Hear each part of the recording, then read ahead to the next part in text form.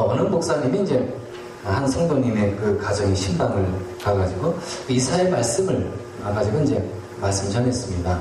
그래서 이제 이사야 말씀 몇 장 몇 절을 피라고 그러고 나서 말씀을 전하는데, 근데 그 집에 이 집사님, 그 주인 그 집사님이 이제 성경을 찾는데 계속 이 성경을 뒤적거리는 거예요. 그리고 또 목사님 말씀을 다 이제 마치셨습니다.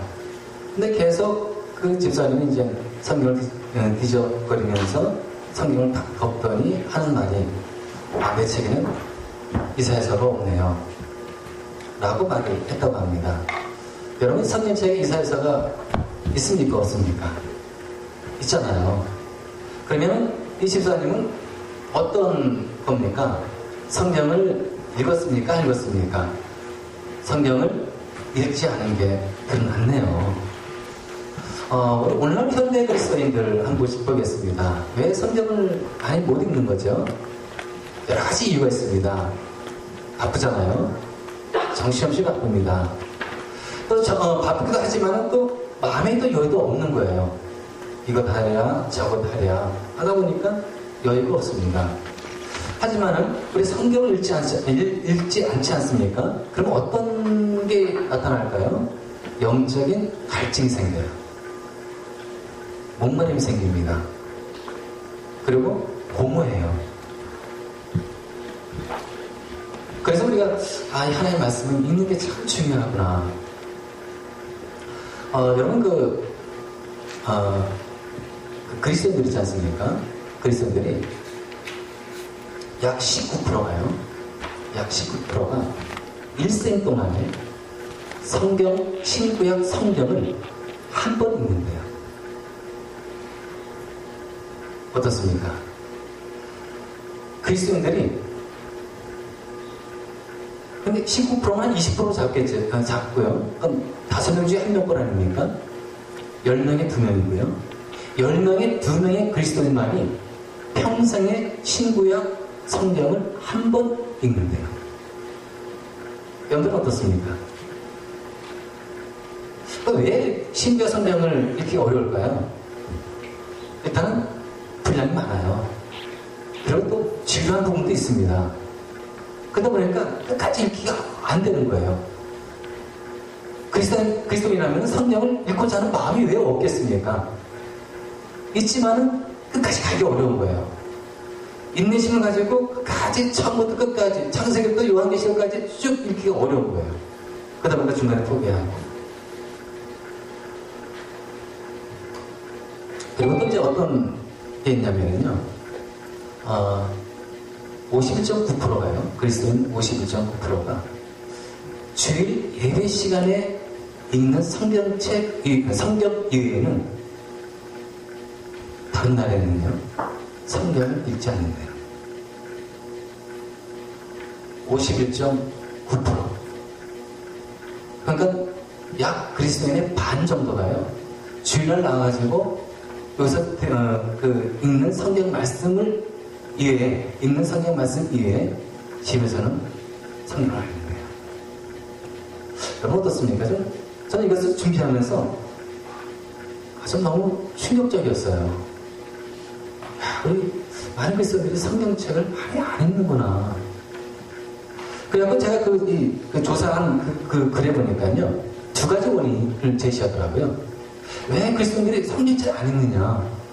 교회 나온 사람들이 왜 성경책 안 읽느냐? 2가지 이유가 어떤 거냐면은, 한 가지는 이거예요. 그 사람이 구원받지 못했다는 거예요. 생명이 없다는 거예요. 건너지 못했다는 거예요. 그러니까 성경책을 읽고자 하는 동기가 안 생기는 거예요. 또 한 가지는 어떤 거냐면은, 그분이 구원을 얻었습니다. 그리스도인이에요. 왜 성경책을 안 읽느냐? 영적인 건강 상태가 안 좋기 때문이라는 거예요. 그러니까 이분이 성경책을 읽어야 되는데 이 상태가 안 좋다 보니까 성경을 가까이 하지 않는 겁니다. 그러니까 계속해서 그 상태가 좋아지겠습니까? 나빠지는 거예요. 영적인 건강 상태가 안 좋아지는 겁니다. 그래서 참 하나님의 말씀은 양식으로 비유되잖아요. 영혼의 양식. 그래가지고 우리 태어난 이 갓난아이가요, 본능적으로 이 갓난아이는요, 젖을 먹고자 합니다. 그래가지고 젖꼭지나 그 젖꼭지 딱 물리지 않습니까? 그러면 팍 빨아들여요. 왜 그런 겁니까? 살아야 되잖아요. 그리고 자라나야 되잖아요. 근데 만약에 이 아이가, 태어난 아이가 엄마 젖꼭지를 물지 않고 이 젖을 먹지 않는다 하면 어떻게 되겠습니까? 그 아이는 건강이 안 좋아져요. 성장할 수가 없는 거예요. 마찬가지로 하나님의 말씀을 그리스도인이, 거듭난 그리스도인이 말씀을 읽지 않는다 하면은요, 영혼의 양식을 먹지 않는 거기 때문에 그 영적인 건강 상태는 안 좋아지는 거예요. 병들어요. 힘을 쓸 수가 없는 겁니다. 자라날 수가 없는 거예요. 그러니까 우리가 성경 말씀을 안 읽는다, 이것이 얼마나 우리 그리스도인들에게 치명적인 그런 삶인지 여러분 아시겠죠? 그래서 우리가 성경 말씀을 읽어야 합니다. 그래서 이제 이번 6월 1일서부터 8월 26일까지 성경 말씀을 읽고자 합니다. 그래서 이제 성경 말씀이 있는데 우리 어떻게 읽어야 되느냐, 어떤 마음의 자세가 필요한가 우리가 한번 살펴봤으면 좋겠어요. 그래서 여러분들이 이번 여름방학에 그냥 보내지 말고 하나님 말씀 내가 한번, 이 구약은 아니지만 신약 전체를 한번 읽어보자, 이런 마음의 결단을 좀 했으면 좋겠습니다. 오늘 말씀은 이제 바울과 실라가 이 베레아라는 그런 곳에 방문했습니다. 근데 거기에는 어떤 일이 벌어진 겁니까? 회당에 들어갔지만요, 어떤 일이 벌어진 겁니까? 여기 보니까 11절에 보면요, 베레아의 유대 사람들은 데살로니가의 유대 사람들보다 더 고상한 사람들이어서, 고상한 사람들, 더 고상하다. 개역 성경에 보면은요, 너그럽다, 이런 표현을 썼습니다. 너그러운 사람. 그 고상하다, 너그럽다, 이것을 우리가 어떻게 쉽게 표현할 수 있냐면은, 마음이 열려져 있는 사람들이라는 의미를 가지고 있어요. 그러니까 베레아 사람들은 데살로니가 사람, 그 유대 사람들이죠. 이 사람들보다 더 열린 마음을 가지고 말씀을 들었다는 거예요. 너그럽게. 근데 참 그 바울과 실라는 유대인 아닙니까? 특히 바울 같은 경우는 정통 유대인이잖아요. 그런데 유대인이지만은 이 바울이 기독교인 되지 않았습니까? 그러니까 유대인의 입장에서 보면은 이 바울은요, 한마디로 대환자예요, 대환자. 유대인을 떠난 사람인 거예요. 근데 회당에 와가지고 바울이 뭘 전했겠습니까? 복음 전하지 않았겠습니까? 베레아 사람들은 복음, 소문도 들어볼 수 있겠죠. 하지만 유대교에서 들었던 그런 말씀하고는 좀 차이가 있을 겁니다. 그러면은 이 유대 사람들, 정통적으로 유대 사람들은 좀 고식하잖아요. 고집도 있고. 그래가지고 마음을 확 닫고, 바울이 아무리 떠들고 복음을 전해도 우리는 마음을 닫고 안 될 것이다 하면은 뭐 어떻게 하겠습니까? 안 듣겠다는데. 근데 이 베레아 사람들은 그런 게 아닌 거예요. 이런 편견을 버리고 바울이 회당에서 말씀 전에, 그래, 한번 마음 열어놓고 어떤 말씀인지 들어보자 하고 말씀을 들은 거예요. 이 사람들은, 이 베레아 사람들은 열린 마음을 가지고 이 말씀을 받은 건데, 근데 우리가 이제 복음을 전해도 그렇지 않습니까? 복음을 전해도 어떤 분들은 아예 마음을 확 닫아버리고, 그리고 말 전해라, 난 그냥 꿈쩍도 안 하겠다, 사람들 만나잖아요. 그리고 복음을 전해도 한쪽 귀로 듣고 그냥 흘러버립니다. 마음에 담아두지 않아요. 생각하려고 하지도 않습니다. 그런데 베레아 사람들은 아니라는 거예요. 마음을 활짝 열고, 그리고 말씀을 귀담아 들은 거예요. 그래서 우리가 이 성경 이 말씀을 읽을 때에도, 그리고 우리가 구약을 다 읽지 않고 이 신약부터 읽지만은, 우리가 이제 어떤 마음으로 우리가 이제 이 신약 성경을 읽을 것인가가 나오잖아요. 어떻게 읽어야 되겠습니까? 베레아 사람처럼 마음을 열고,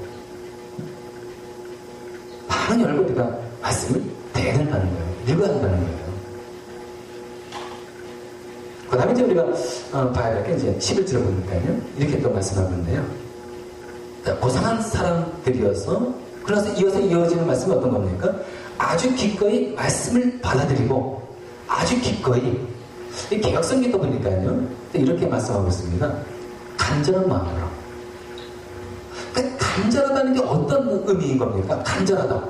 한마디로 좋아하다, 그리고 사모하다는 이런 그 의미가 들어가 있는 겁니다. 그러니까 베레아 사람들은 말씀을 받아들이는데 어떻게 한 겁니까?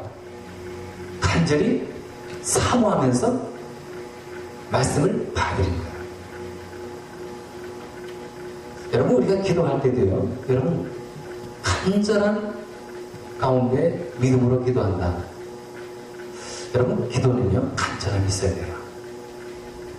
그때 우리 하나님의 은혜를 더 충만히 받을 수 있는 거죠.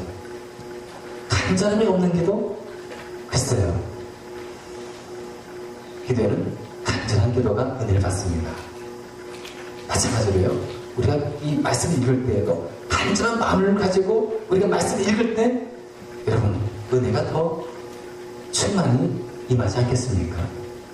그래서 우리가 하나님의 그 말씀을 읽을 때에도 이 베레아 사람들처럼 간절한 마음을 가지고 말씀을 대하는 거예요. 즉 어떤 마음으로요? 사모하는 마음으로. 여러분들이 말씀을 읽을 때 은혜가 더하다.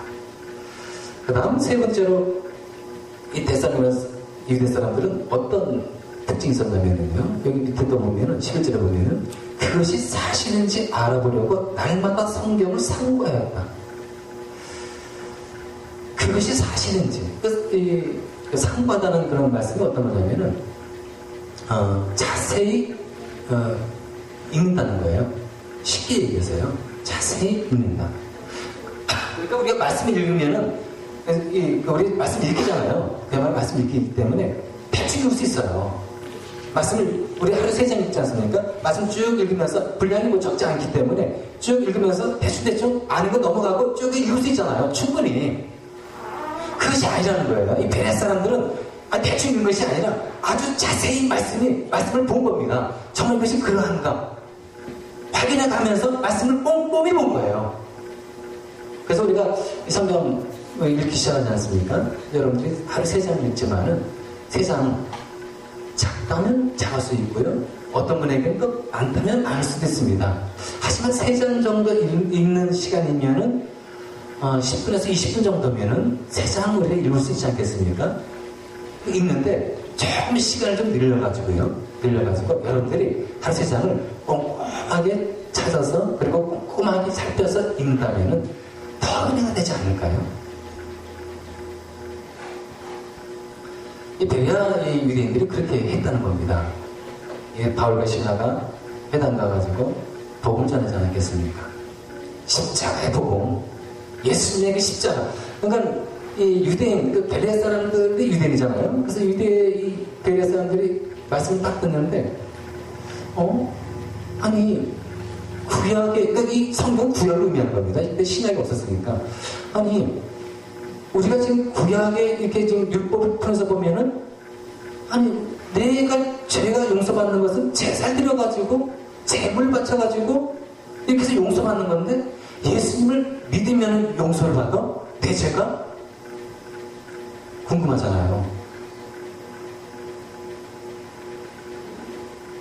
우리가 율법을 잘 지키고, 할례를 받고 하면은 하나의 백성이 되는 거고, 자녀가 되는 것이고, 이렇게 해서 또 제살 잘 드리고, 말씀대로 살아가면은 구원을 얻는데, 아니, 예수 그리스도를 믿어야지만 구원을 얻어? 이상하다. 근데 예수님은 죽었는데 3일 만에 부활하셨다고? 어떻게 사람이 부활할 수가 있지? 이거를 구약 성경을 쭉 통해가지고 자세히 꼼꼼하게 살펴본 거예요. 그러면서 확인한 겁니다. 그래가지고 12절 보면은 어떤 결과가 나오죠? 따라서 그들 가운데서 믿게 된 사람들이 많이 생겼다. 그리고 또 보면은 또 지체가 높은 그리스 여자들과 남자들 가운데서도 믿게 된 사람들이 적지 않았다. 많지는 않았지만 적지 않은 무리들이 예수 그리스도를 믿게 된 거예요. 성경을 꼼꼼히 살펴서 읽었더니 믿음이 생긴 거예요. 성경을 읽으면요 믿음이 생기네요. 성경을 읽어가니까요. 믿음이 성장하게 되고, 그리고 예수 그리스도를 확실하게 믿던 사람들이 확실하게 예수 그리스도를 믿게 되고, 너무 놀랍지 않습니까? 베레아 사람들이 그렇게 했다는 거예요. 바울이 이 회당에서 복음 전하고 그리고 십자가의 이 말씀 증거할 때 그냥 흘러버린 것이 아니라, 대충 들은 것이 아니라 그 말씀을 받아들여가지고 그리고 그것을 살펴본 거예요. 정말 그러한가? 성경에 어떻게 나왔지 이게? 이 말씀이? 꼼꼼 살펴본 겁니다.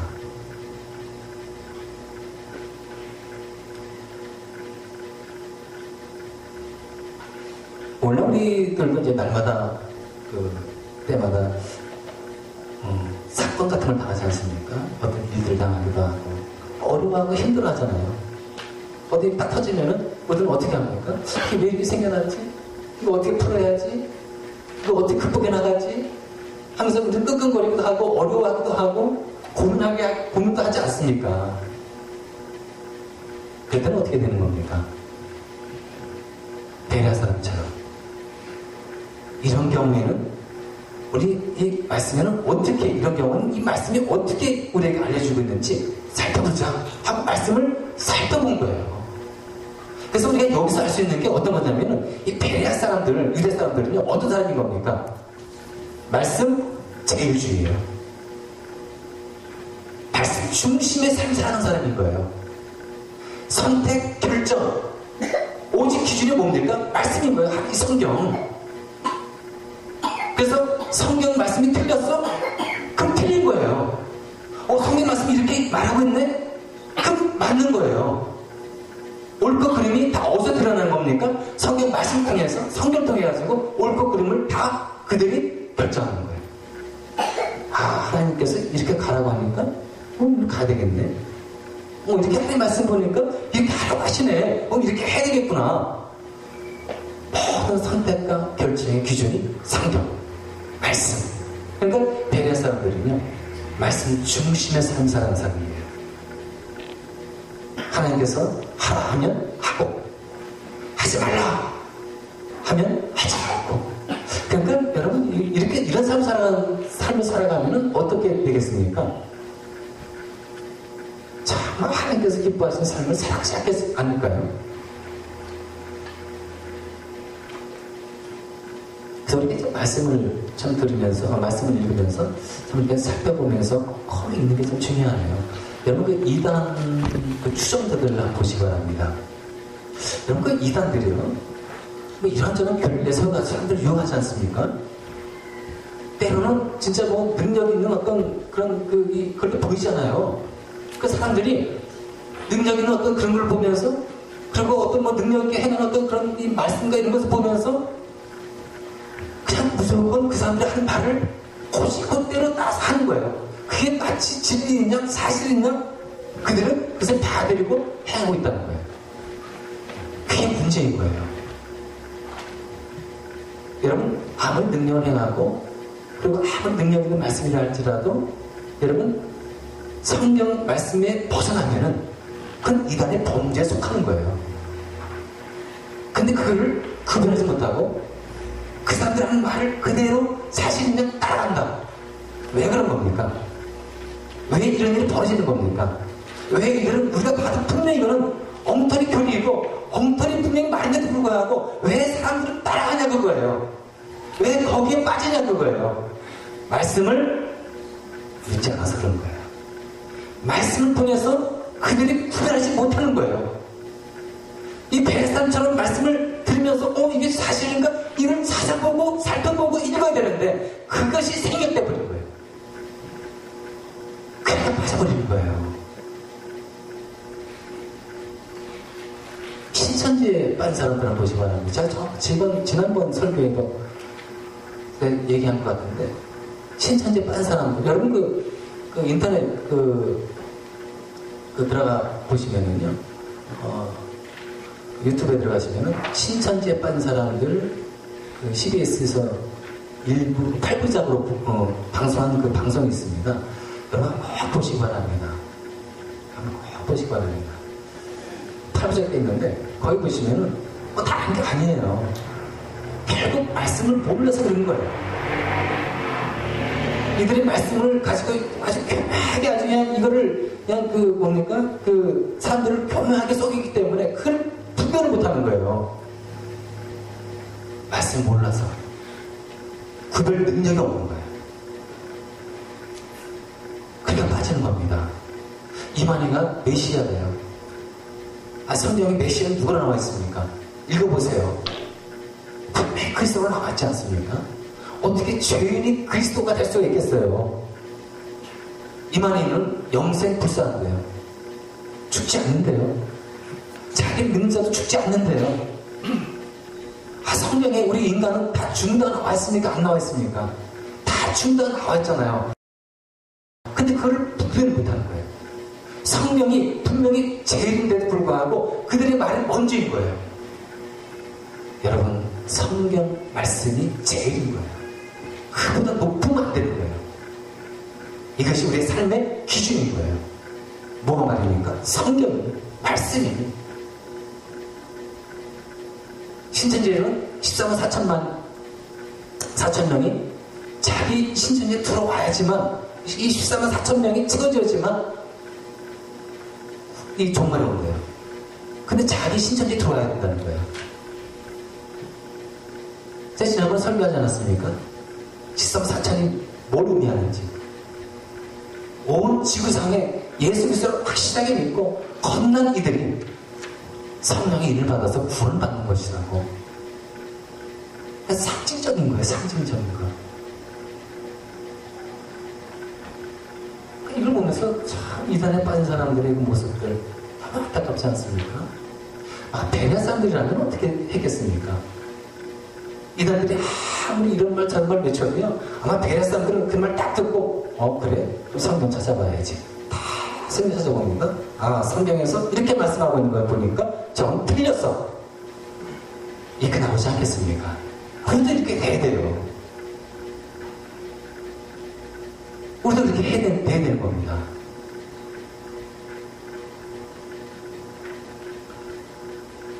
시편 1편에 보면은 이런 말씀이 나와 있어요.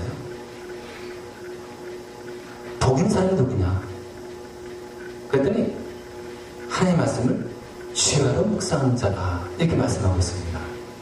복 있는 사람, 하나님의 말씀을 주야로 밤낮으로 묵상하는 사람이 복 있는 사람이에요. 그러니까 이 베레아 사람들은 날마다 하나님의 말씀을 상고했다 이렇게 나와 있네요. 날마다. 베레아 사람들은 참 복 많이 받았을 거라 생각해요. 날마다 성경을 읽었으니. 여러분, 이 성경을 읽고 그리고 성경대로 살아가는 사람이 신앙생활을 잘한 사람이에요. 이 세상에서 가장 신앙생활을 잘한 사람이 어떤 사람이겠습니까? 하나님의 말씀을 읽고 배우고 실천하고 따르고 이런 사람들만큼 신앙생활을 잘한 사람은 없습니다. 여러분, 신앙생활을 정말 잘하고 싶습니까? 하나님의 말씀을 읽으세요. 배우세요.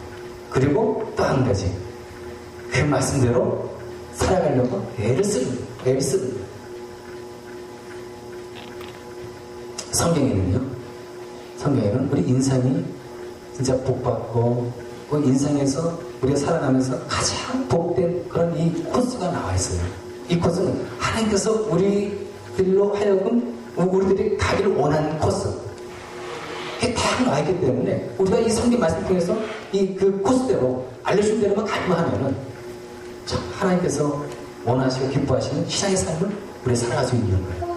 여러분, 마라톤 선수가요, 코스대로 뛰어가야지만 골을 할 수가 있습니다. 그 코스에서 벗어나면은요, 실격이에요. 아웃이에요.